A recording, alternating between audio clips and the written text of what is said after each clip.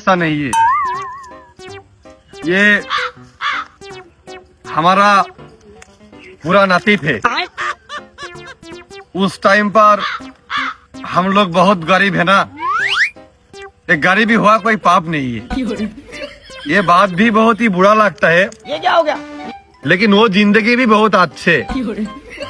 पर इस दुनिया पर जिस व्यक्ति का भूख लगी है ना, उसका दर्द कोई बुझ नहीं पा सकता।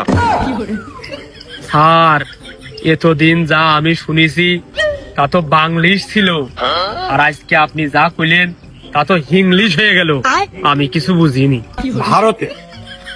ভারতবর্ষের সিন্ধু নদের তীর দিয়ে যখন আমরা বিচরণ করছিলাম জ্ঞান আহরণের উদ্দেশ্যে, তখন কম বেশ হিন্দি ভাষা শিখে ফেলি। আচ্ছা, তো বাংলাদেশে এসে দেখলাম মানুষজন বেশি স্মার্ট হতে দেয় বাংলা আর ইংলিশ ভাজিয়ে বাংলিশই কথা কয়।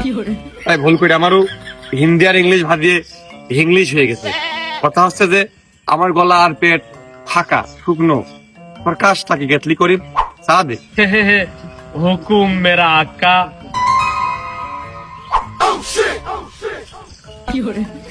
কি চা দেবো? হাত শরীরটা দুর্বল দুর্বল ঠেকতেছে, তুই এক কাপ দুধ চাই দে। স্যার এবারটা যে আমার মাফ করতে হবে। দুধ চা আমি দিতে পারবো না, রং চা দিতে পারবো। কি রঙের চা খাবেন তাই কন।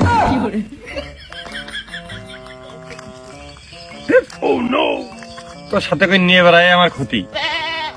কে দুধ চা দিতে পারবি না কা? উস্তাদ ওই যে পাতি আর পানি তো নষ্ট হয় না, আর দুধ তো নষ্ট হয়ে যায়।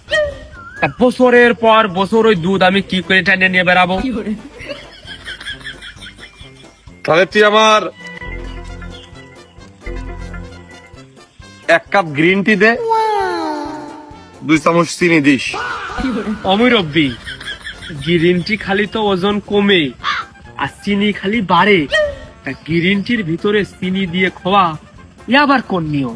আমার দেহ ঢক্কান একদিন রংসা খালি ঘুম আসতে চায় না, স্বাদটা ভাল লাগে না। গ্রিন টি স্বাদ কার এক কান ভাল লাগে। তা গ্রিন টি যদি আমি খাই তাহলে আমার এক কাটা আমার ফ্রেম থাকবে না।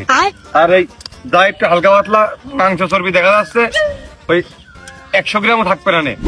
ওই জন্য গ্রিন টি খালি কমবে আর চিনি খালি বাড়বে। অর্থাৎ গ্রিন টির ভিতরে আমি চিনি দেখাবো, দুটো মিলে ব্যালেন্স থাকবে। ঠিক আছে, তুই আমাকে 2 কাপ চিনি দিয়ে 1 কাপ গ্রিন টি দে।